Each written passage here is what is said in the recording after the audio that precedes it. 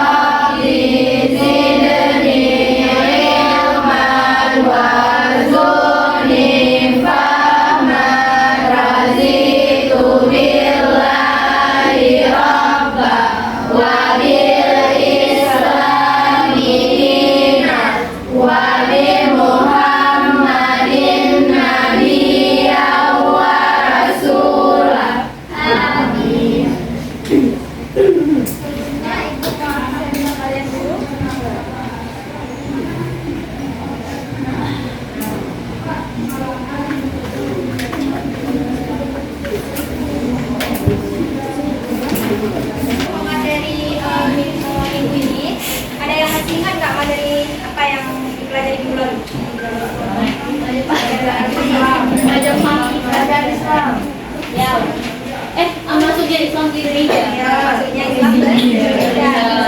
Nah, ada yang masih ingat nggak teori apa masuknya agama Islam ke Indonesia? Ada berapa teorinya?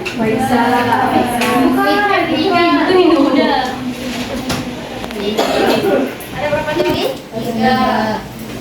Ada berapa? Ya, ada 4 teori.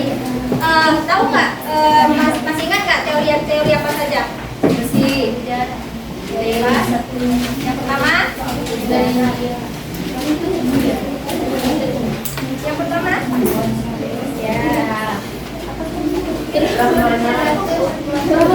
Yang pertama apa tadi? Bukan. Itu Hindu Buddha. Ada di Indonesia. Yang pertama perdagangan. Itu jalur. Oh iya, jalur. Yang pertama ada teori jalan. Ya. Yang kedua, Bukan. ya. Yang ketiga, Iya. yang keempat, Ini ulama. yang keempat ada teori Cina. Ini Jangan lupa ya. Terus untuk jalur masuknya agama Islam ke Indonesia, masih ingat nggak? Masih perdagangan. Selain itu, Perdagangan. selain itu, Perdagangan. Dari ini orang tinggi. Badannya dari raja.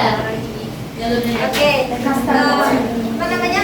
Jalur masuknya agama Islam ke Indonesia itu ada 6. Yang pertama jalur dari perdagangan, yang kedua ada perkawinan, terus tasawuf, politik, terus sama budaya, sama satu lagi kesenian. Satu lagi Kesenian.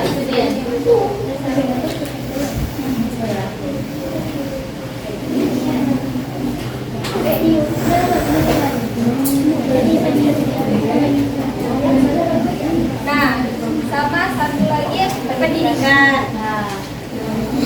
Nah, untuk yang menyebarkan agama Islam ini ke Indonesia, terutama di wilayah Jawa, terutama di wilayah Jawa, kalian ada yang tahu nggak apa sih sebutannya? Wali Songo. Iya benar. Nah, kalian ada yang masih ingat nggak ada berapa Wali Songo? 9. Ada yang tahu? Sunan Kalijaga. Sunan Ampel. Sunan Versi. Sunan Giri. Sunan Kalijaga. Iya, benar. Iya, 9. Nah, sebelum masuknya ke materi kita, ada yang tahu nggak? Ini apa? Makam. Makam Wali Al-Soleh. Nah, makam Wali Al-Soleh ini dia apa namanya? Bukti peninggalan kerajaan apa? Kerajaan. Kerajaan Majapahit. Kerajaan Masai. Masai. ya.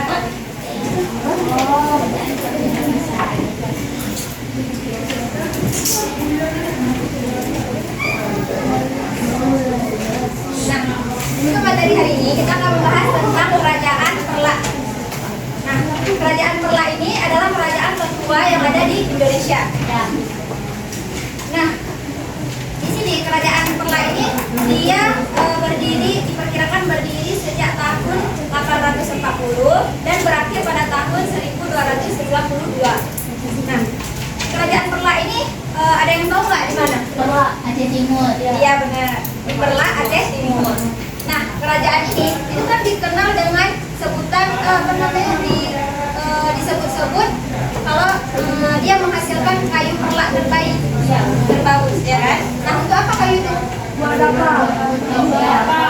Ya, kayu perla itu digunakan untuk pembuatan kapal karena dipercaya bahwa kayu itu sama halnya seperti kayu jati, dia kuat.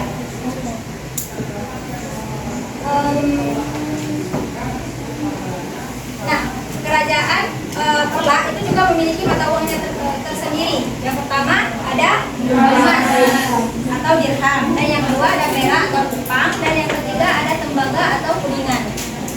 Ingat ya. Ya. Nah, di setiap kerajaan kan dia pasti memiliki peninggalan-peninggalannya, ya kan? Nah, begitu juga dengan kerajaan Perla. Nah, kerajaan Perla ada 5 peninggalan. Yang pertama ada mata uang dirham, dan yang kedua ada stempel kerajaan, dan yang ketiga ada makam Raja Benoa, keempat buku Zufanzi. Tahu nggak? Nah, buku Zufanzi itu dari seorang pemeriksa pabean asal negeri Ginseng, Cina. Nah, dalam bukunya itu menjelaskan bahwa adanya negeri Islam adanya negeri Islam di sekitaran 5 pelayaran dari Pulau Jawa, yaitu Aceh. Nah, yang kelima ada naskah hikayat Aceh.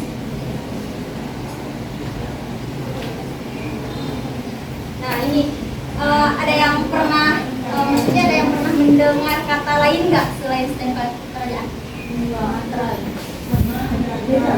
Tahu nggak bahasa Aceh ya?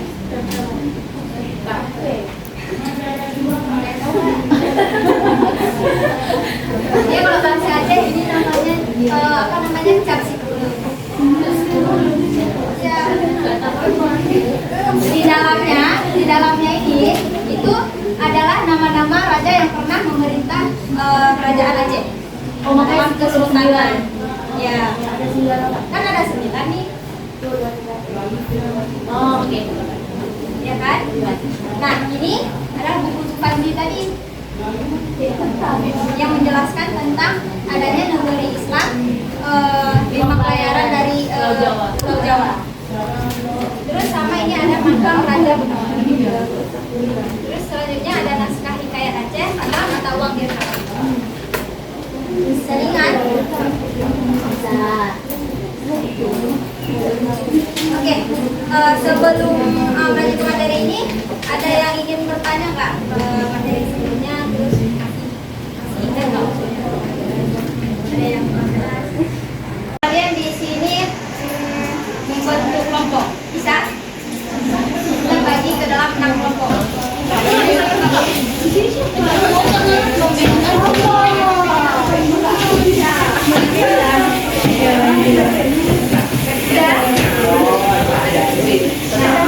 Sebelumnya ibu ingin menjelaskan dulu cara penggunaannya.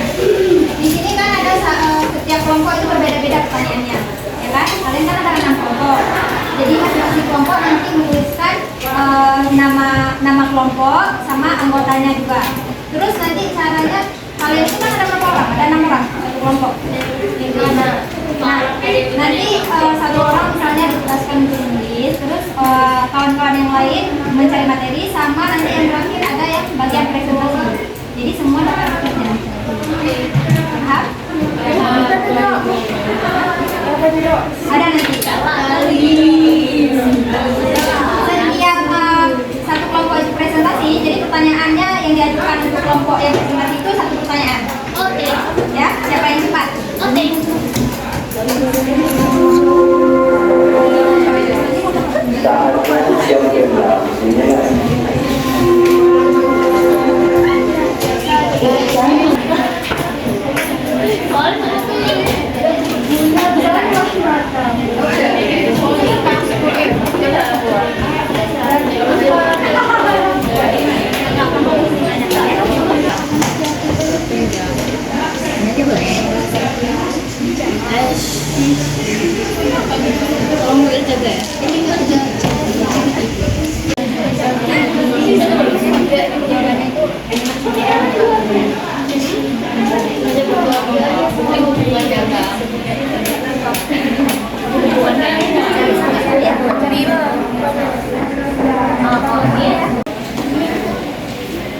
Atau kelompok apa yang duluan siap?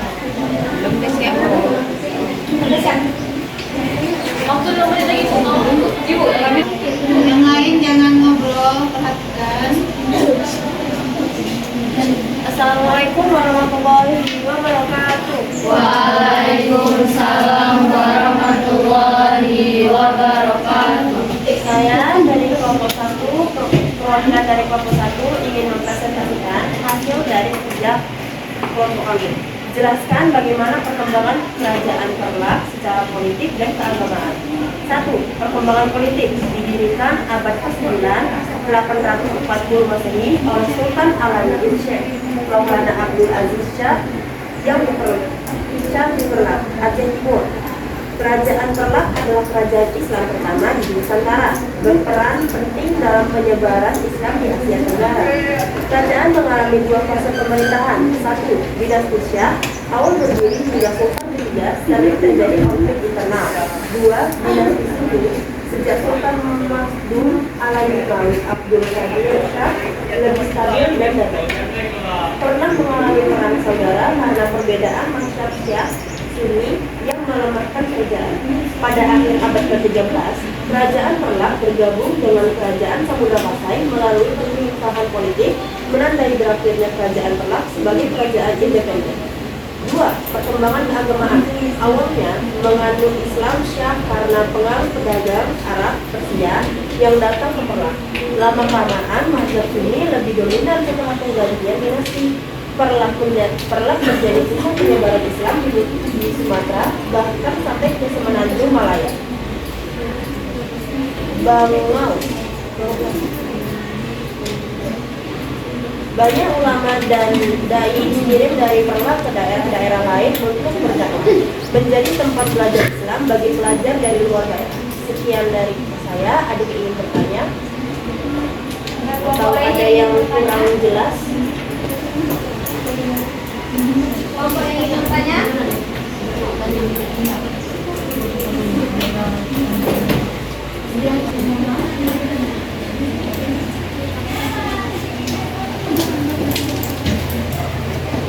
Yang lain ada? Ada yang ingin bertanya? Ada. Tadi paham? Sekian dari kami. Assalamualaikum warahmatullahi wabarakatuh. Waalaikumsalam warahmatullahi wabarakatuh. Menyimpulkan nggak hasil dari pelajaran kita pada hari ini? Dari 2 kerajaan yang sudah kita pelajari tadi, memberikan kesimpulan. Silakan.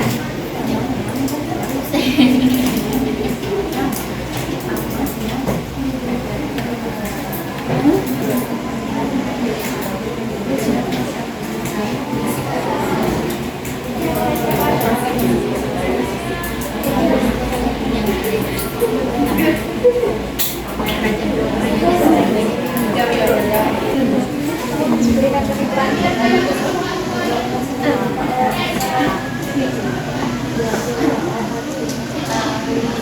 Jadi,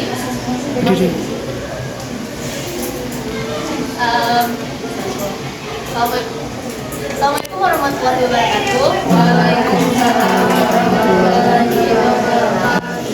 Saya ingin sedikit memberikan kesimpulan tentang pelajaran yang baru tadi kita belajar. Jadi hari ini kita belajar dua. Pertama ada kerajaan Perlak, kemudian ada kerajaan Samudra Pasai.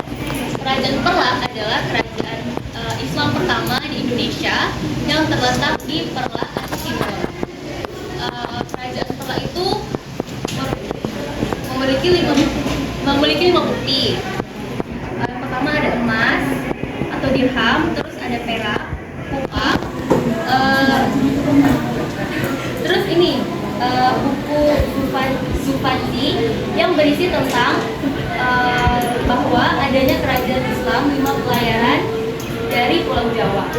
Terus ada kerajaan Pasai, itu kerajaan Islam kedua. Ketiga itu kerajaan Islam di abad ke-12. Ya, pada abad ke-12. Bukti fisik kerajaan Samudra Pasai itu adanya makam Malik Al-Saleh. Terus juga kerajaan Pasai berperan penting dalam penyebaran Islam di seluruh Indonesia. Sangat kepada teman-teman. Kerajaan pertama yang ada di Indonesia. Dia berdirinya di tahun 840 dan sedangkan Samudra Pasai ini adalah kerajaan setelah kerajaan Perlak. Untuk selanjutnya Ibu ingin memberikan kalian evaluasi. Sebelumnya ketua kelas siapa? Iya. Ibu boleh minta nomornya. Kita masuk. Apa ya? Evaluasinya soalnya.